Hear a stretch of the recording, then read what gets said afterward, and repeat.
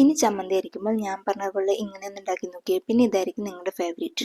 ഈ ചമ്മന്തിൻ്റെ പ്രത്യേകത നമുക്ക് 3 ദിവസം വരെ ഫ്രിഡ്ജ് വെച്ച് സൂക്ഷിക്കാം. ഇതിനു വേണ്ടി ഒരു പാനിലോട്ട് കുറച്ച് വെളിച്ചെണ്ണ ഒഴിച്ച് അതിലോട്ട് കുറച്ച് ജീരകം ഇട്ട് കൊടുക്കാം. ജീരകം നന്നായിട്ടൊന്ന് പൊട്ടിത്തുടങ്ങുമ്പോൾ ഒരു 3 ടീസ്പൂൺ അളവിൽ വെളുത്ത ഉഴുന്ന് ചേർത്ത് കൊടുക്കാം.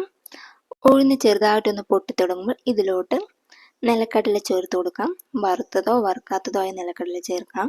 ഒരു 2 ടേബിൾ സ്പൂൺ അളവിൽ ചേർത്ത് കൊടുത്താൽ മതി. ഇനി ഇതിന് നമുക്ക് നന്നായിട്ടൊന്ന് റോസ്റ്റ് ചെയ്തെടുക്കണം.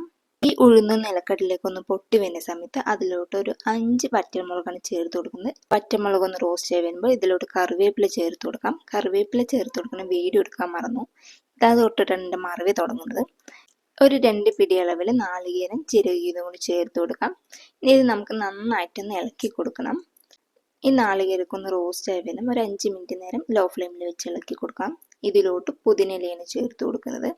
നിറയെ ചേർത്ത് കൊടുക്കണം കേട്ടോ. എല്ലാം വെച്ച് ഇത് കുറച്ചും കൂടി കഴിഞ്ഞ് അങ്ങോട്ട് ചുരുങ്ങി വരും. ഇന്നത്തെ ദിവസം ഫുള്ള് മറവേന്ന് തോന്നുന്നത്. ഈ സമയത്ത് ഒരു കഷ്ണം പുളിയും കൂടി ചേർത്തിക്കണം. ഒരു നെല്ലിക്ക വലുപ്പത്തിലുള്ള പുളി ചേർത്താൽ കൊടുത്താൽ മതി.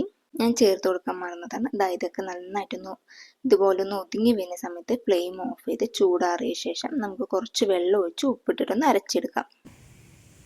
വീഡിയോ ഓണാക്കാൻ മറന്നു. വെളിച്ചെണ്ണയിലോട്ട് കുറച്ച് ജീരകം ഇട്ട് ഒന്ന് പൊട്ടി വരുമ്പോൾ ഇതിലോട്ട് കറിവേപ്പില ചേർത്ത് കൊടുക്കാം. കറിവേപ്പില നന്നായിട്ടൊന്ന് മുരിഞ്ഞ് വരുന്ന സമയത്ത് നമ്മൾ അരച്ച് വെച്ച പുതിനയില ചമ്മന്തിയും കൂടി ചേർത്തിട്ട് നന്നായിട്ടൊന്ന് ഇളക്കി കൊടുക്കണം.